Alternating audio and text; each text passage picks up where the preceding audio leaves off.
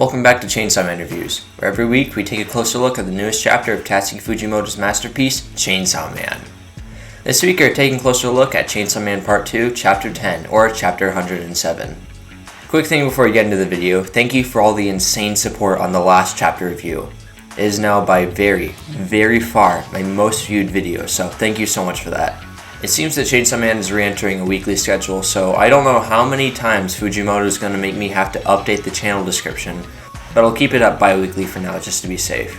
Something I missed last week was that the Chainsaw Man Buddy Stories light novel got a release date for the US. It contains a few spin-off stories featuring Denji in Power, Aki and Himeno, and a young Kishibe and Quan Chi.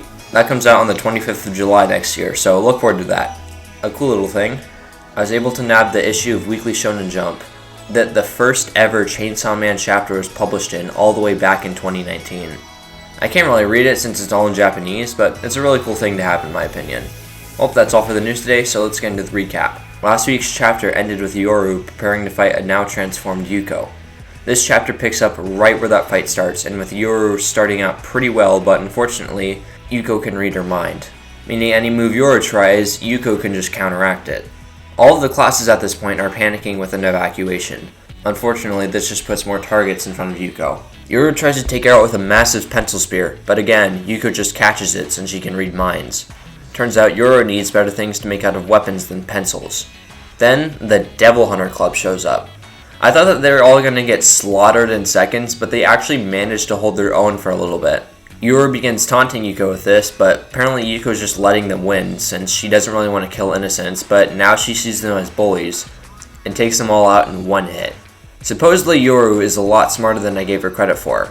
Apparently she said a lot of stuff to be turned into weapons in almost every room of the school and set a bunch of traps for situations like this. Unfortunately, Yuko sees right through this by reading her mind and tells Yoru to stay put while she finishes her job.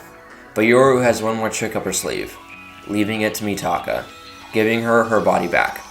Yuko of course knows what's happening, but it's not until Mitaka actually regains control does she get worried. Whatever Mitaka is thinking of doing, Yuko feels that her life is in danger. We don't really know what it is because they don't say, but I think it's pretty obvious that she plans to kill herself if Yuko doesn't stop since Yuko is doing this all for her. And that's the end of the chapter. Yeah, there wasn't really anything that happened in this chapter, as you can tell, since it was all just a fight. I suspect that this might be common for a little while, as things are really starting to ramp up in Part 2. That's kind of all I have to say for this chapter, other than it's a good reminder for how good at paneling Fujimoto is when it comes to fights. Anyways, I'll see you guys next week. Have a good one.